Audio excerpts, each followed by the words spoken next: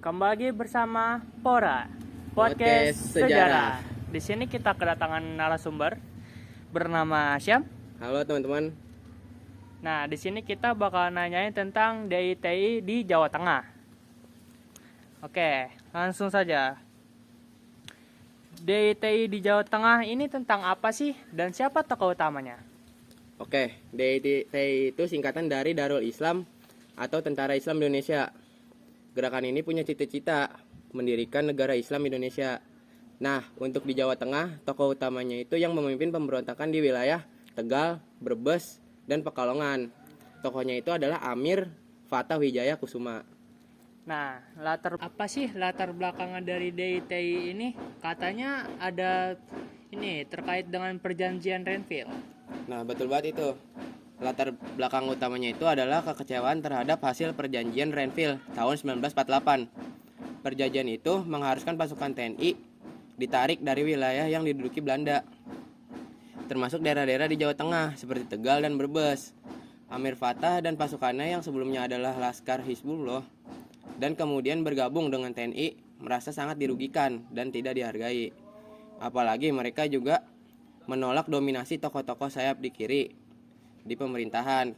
Kekecewaan ini tuh mendorong Amir Fattah untuk kemudian bergabung dengan Kartosoewirjo di Jawa Barat dan menyatakan Jawa Tengah sebagai bagian dari NII.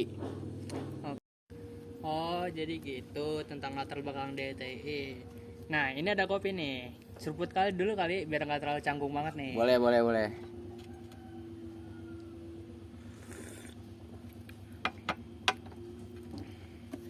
Nah, oke, kita lanjut.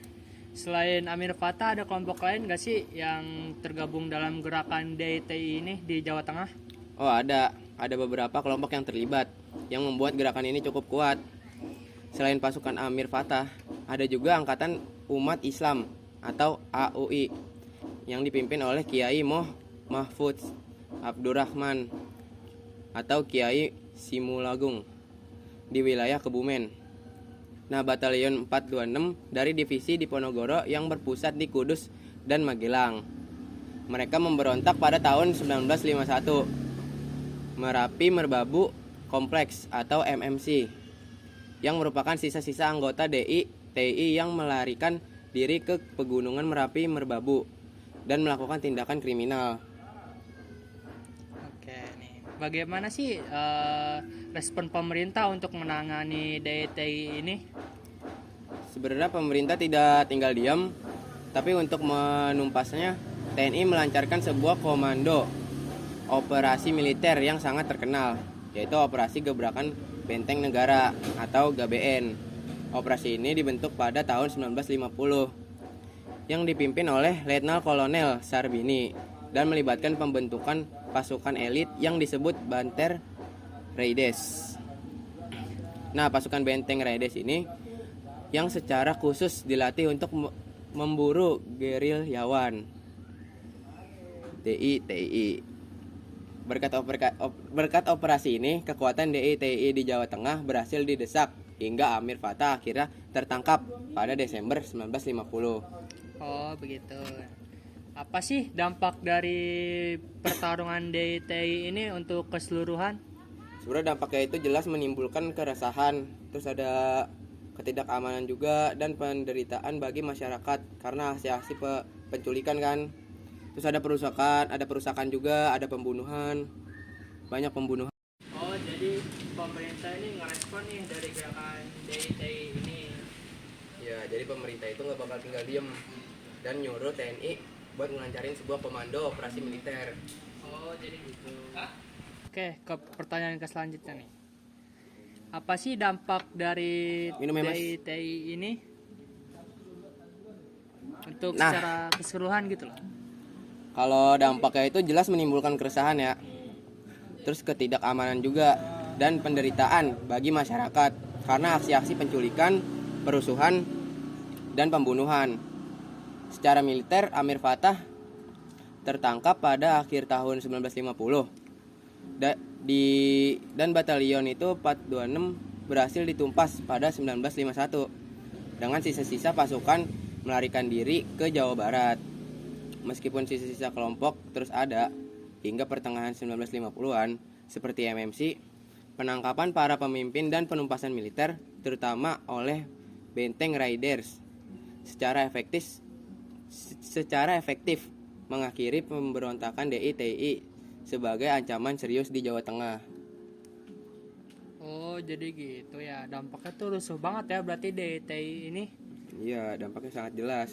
Nah, untung aja pemerintah tuh ngerespon dengan cepat gitu loh tentang DITI ini. Makanya itu, kalau nggak bakal direspon dengan TNI yang langsung dilancarkan, mungkin dampaknya bakal lebih ini lagi, gawat. Lebih gawat ya jadinya ya. Iya. Nah, oke. Oke, mungkin segitu aja teman-teman. Kita telah mengetahui bahwa pemberontakan DITI ini yang dipimpin oleh Amir Fattah adalah reaksi keras kekecewaan tentang perjanjian Renville tahun 1948. Kisah ini adalah pengingat perjuangan kemerdekaan tidak berakhir sampai dibacakannya proklamasi. Ada banyak konflik internal yang harus diselesaikan. Mari kita jadikan sejarah ini sebagai pembelajaran berharga tentang pentingnya persatuan dan keutuhan bangsa.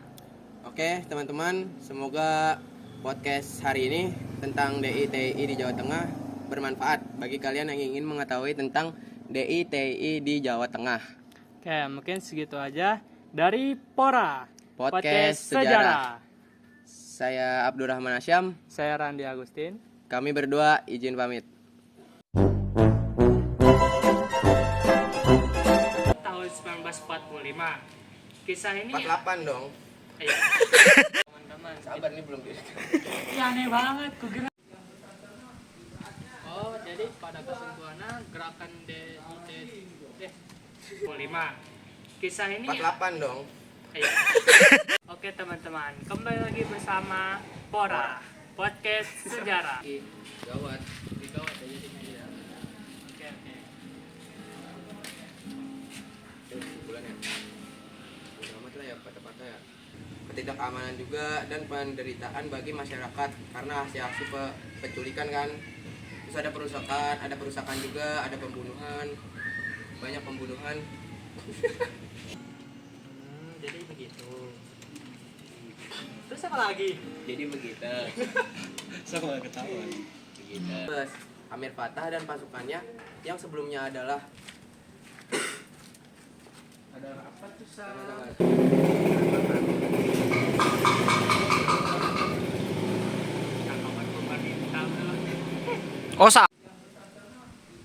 Oh, jadi pada kesimpulannya gerakan DITI. Oke teman-teman, kembali lagi bersama Pora Podcast Sejarah. Segini aja. Mungkin segini saja dari Kita telah mempelajari bahwa pemberontakan mengetahui ya Jawa Tengah. Oke, mungkin segini dari podcast. Lu baca ya, mendingan lu baca.